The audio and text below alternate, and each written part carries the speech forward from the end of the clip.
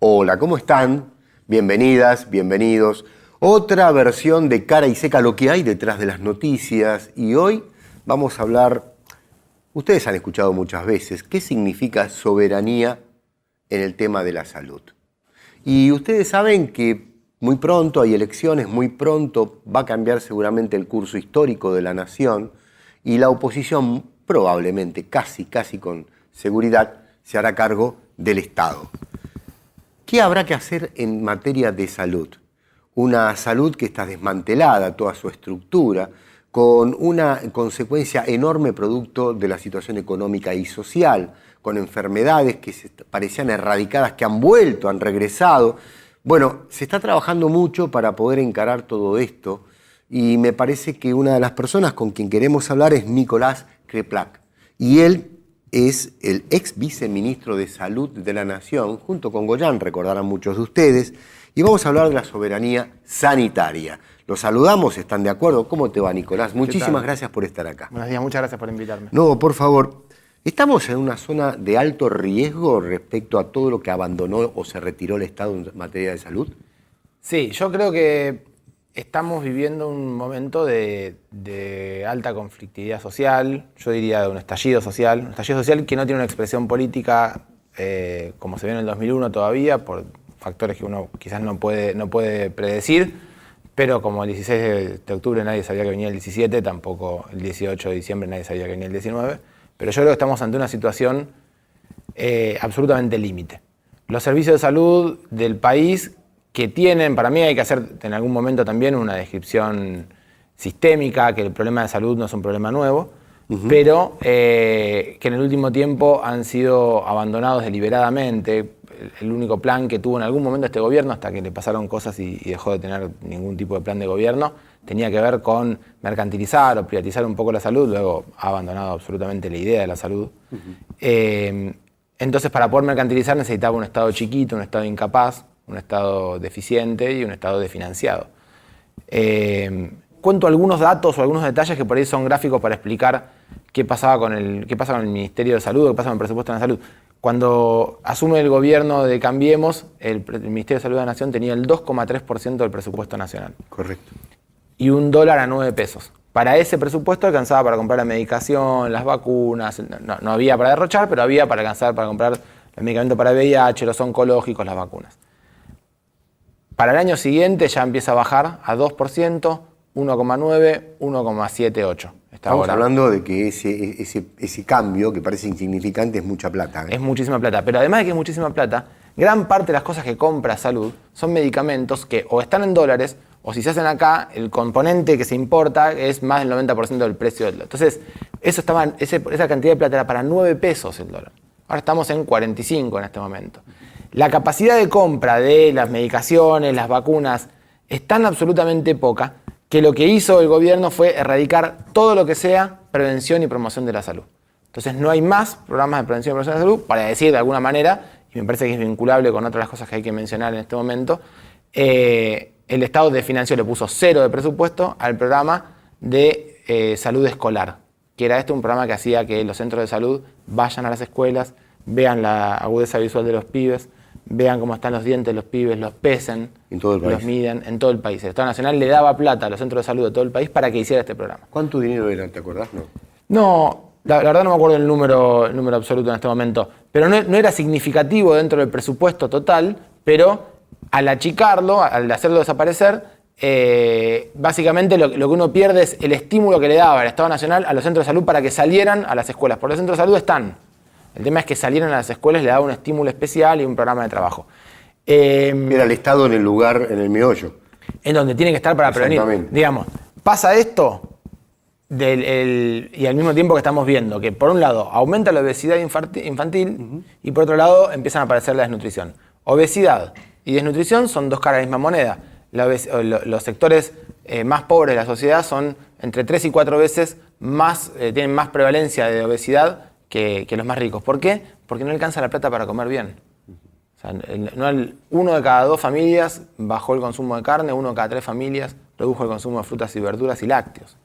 Y hoy estamos discutiendo todos que tenemos unos lácteos que se han ido escandalosamente en los precios y que empiezan a aparecer Sustitutos que no tienen nada que ver con lo lácteo. que no aportan las proteínas. Además. Entonces, los niños que terminan teniendo que comer eso porque o tomar esa bebida que sale la mitad que la leche, porque no hay otra forma, porque no están más precios cuidados, porque una serie de cosas que suceden, estamos subnutriéndolo. Esto es grave, nos genera una epidemia de obesidad, de desnutrición, de hipertensión, de diabetes, factores de riesgo que son una gran preocupación a nivel mundial, pero que Argentina está haciendo todo lo posible para empeorarlo. Esto es unas cosas que uno hereda. ¿Qué heredamos? Un problema nutricional en toda nuestra sociedad, sobre todo en los sectores más bajos y en los chicos. Siempre es muy importante destacar que no es irreversible, ¿no? Ahora, perdón, Nicolás, yo te quiero preguntar, en una época, en los 90, yo me acuerdo que hicimos una investigación para un diario donde cotejábamos que los chicos más retrasados tenían problemas dramáticos para que ponían en jaque su crecimiento, su desarrollo intelectual.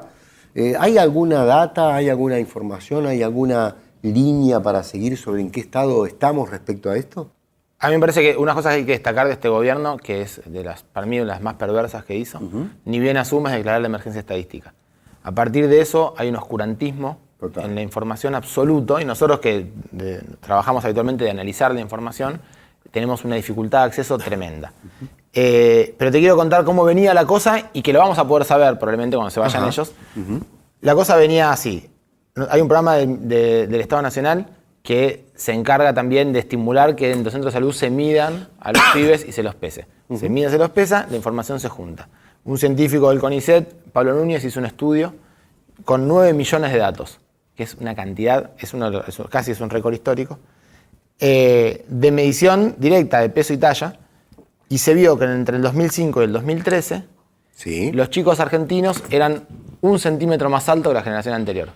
Esto es porque se redujo el déficit nutricional crónico. 2005 al 13. Claro, como había plata, y había comida, había carne, había comida de calidad, había proteínas, los chicos crecieron más de su potencial. Eso se llama desnutrición crónica, se redujo muchísimo. Ahora, en este periodo de tiempo sabemos que se está reduciendo fuertemente la ingesta de alimentos de buena calidad. Dijimos, de carne, proteína. ¿Qué futuro, qué país estás pensando si no le vas a dar de comer adecuadamente a los pibes? Digamos, eso que vos decís es clave. Tiene muchas más dificultades. Lo bueno es que es recuperable. ¿Tenés algún dato que hable de una zona de mayor riesgo que otra en toda la geografía de nuestra querida patria? ¿Hay alguna estadística? No, la verdad que no. No tenemos estadística, tenemos recolección de casos. Casos en Moreno, casos en Lanús, casos en la ciudad de Buenos Aires, en Quilmes. Tenemos compañeros en Tucumán, con muchos casos en Tucumán, casos en Salta.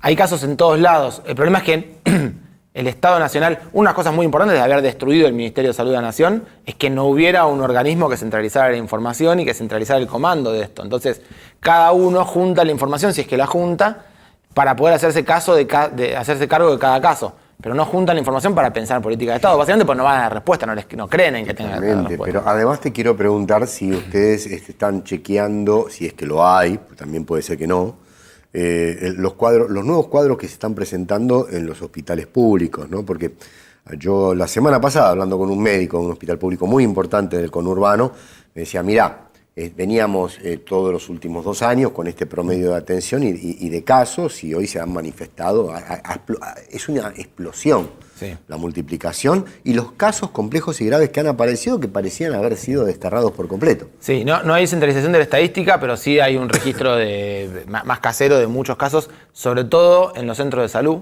que tienen un trabajo más cercano con la complejidad territorial y entonces es mucho más fácil percibir las problemáticas complejas que en los hospitales, que por ahí solamente agarran órganos enfermos.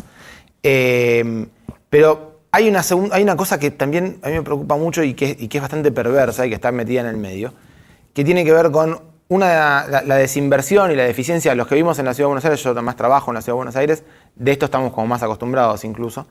En los últimos años, ya en la ciudad van 12 años de este gobierno, esta línea política, que viene haciendo que la inversión en los hospitales caiga tanto que se han cerrado muchos servicios. Se han cerrado una cantidad de camas en los hospitales de la ciudad que equivale a si ya se hubieran cerrado 5 hospitales. Es una locura esto.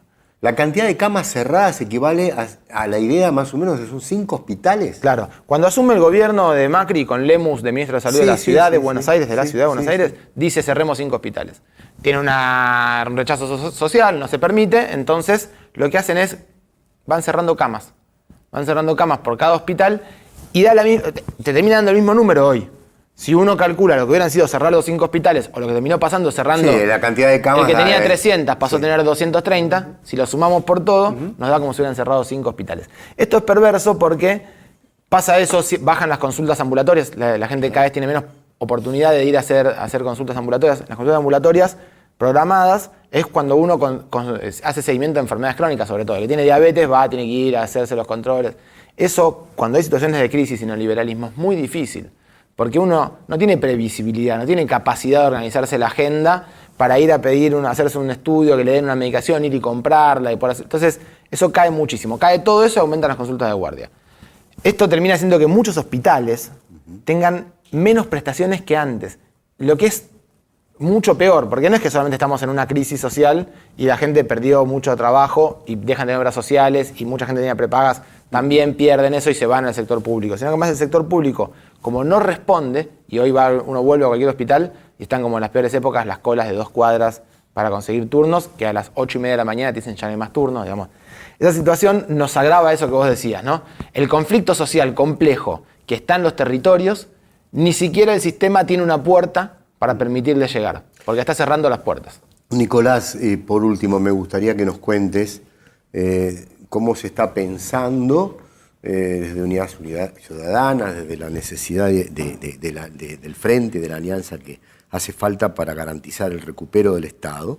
¿Cómo se está pensando en una política de salud? ¿Por dónde se está arrancando en ese pensar? Bueno, hay muchas cosas. La primera, y que yo creo que está bueno para caracterizar, el sistema de salud tiene una complejidad, además de las políticas económicas de este gobierno. Digamos, este gobierno es un problema que nos impide discutir técnicamente de salud. Uno no puede decir, hagamos algo de salud mientras estén estos gobernando. Pero si cambiara el signo político y volviera uno con intenciones de hacer que las cosas sean mejores para el pueblo, hay algunos problemas estructurales del sistema de salud que nosotros les decimos que está fragmentado. Es decir, hay un sistema para la provincia de Buenos Aires, otro para la ciudad, otro para la provincia de La Pampa, otro para el que tiene obra social, cada obra social es distinta y las prepagas son distintas. Esa fragmentación es una gran dificultad para poder tomar decisiones de conjunto y tener poder. La propuesta que nosotros estamos llevando adelante es algo muy parecido a lo que planteó Perón cuando volvió, que es el Sistema Nacional Integrado de Salud, que es juntar a los dos sectores, que son la mayoría, por un lado, y que además no tienen vínculo con la ganancia, que son el sector público y las obras sociales. Si uno vincula a las obras sociales con el sector público, para lo cual necesitamos primero hacer una enorme inversión en los hospitales para que puedan ser prestadores de las obras sociales adecuadamente, vamos a poder juntar todo el dinero que necesitamos en salud para que esté un sistema de salud bien financiado. Y que al estar fragmentado es mucho más costoso y más inequitativo, le llega peor a la gente. Sí. Eso lo venimos trabajando con muchos compañeros sindicalistas que están totalmente de acuerdo, que ven que la obra social sola, en este sistema como está, no es financiable, no es sustentable, así que articulada con el sector público tiene mucha viabilidad. Eso, y hacer un trabajo serio con los medicamentos para que no se lleven tanta parte del recurso, apoyando a la industria nacional, la sustitución de importaciones, digamos, el desarrollo de medicación de alto costo en Argentina y sobre todo la producción pública de medicamentos, ¿no? Que el Estado también puede fabricar los medicamentos que necesita y que no sirve comprarlos en el mercado. Con esas dos puntas se puede avanzar. Nicolás, yo te invito, no sé si ustedes han seguido atentamente la intensidad con la que él narra y la calidad y cantidad de datos nos permite ubicarnos en qué escenario estamos, que es dantesco, pero sobre todo también ubicarnos en el escenario complejo con el que vamos a tener que remar. Un amigo mío dice, esto es como andar remando en el dulce de leche. Yo creo que es más dramático todavía. Yo creo que es como boxear en las sombras, que uno no sabe dónde está pegando. Y la herencia que vamos a recibir la imaginamos, pero las condiciones para responder a esa herencia va a ser muy complejo. Porque nos encontramos con un país fundido, nos encontramos con un país prácticamente endeudado, nos encontramos con parte de ese poder político y poder militar y poder extranjero que está vigilándonos incluso desde adentro. Es muy complejo el tema, Por eso el campo de la unidad debe ser pensado con mucha inteligencia y con mucha abnegación. Yo quisiera seguir charlando con Nicolás Kreplak. Nuestra estrategia es tener pocas notas de doble juego, o sea, de 2 programas. Pero yo quisiera seguir porque, miren, tengo, si ustedes están de acuerdo, producción de medicamentos. El tema del PAMI. ¿De cuántos millones de seres humanos, de argentinos, de argentinas estamos hablando cuando hablamos de PAMI? De trabajadores que han construido porque justamente el sistema de salud, el sistema de las obras sociales y el sistema previsional, de las jubilaciones. Es muy complejo. No pueden pagarse los medicamentos. Van a las guardias de los hospitales y ¿saben una cosa? Hablando mal y pronto, los forrean. Es dolorosísimo ver cómo las guardias les hablan a mucha gente que no entiende en un idioma que le es totalmente ajeno y se le está jugando la vida. Ahora vamos a hablar si Nicolás tiene estos minutos tan valiosos. ¿Puede ser? Sí, por supuesto. La seguimos, segunda parte mañana. Gracias, hasta luego.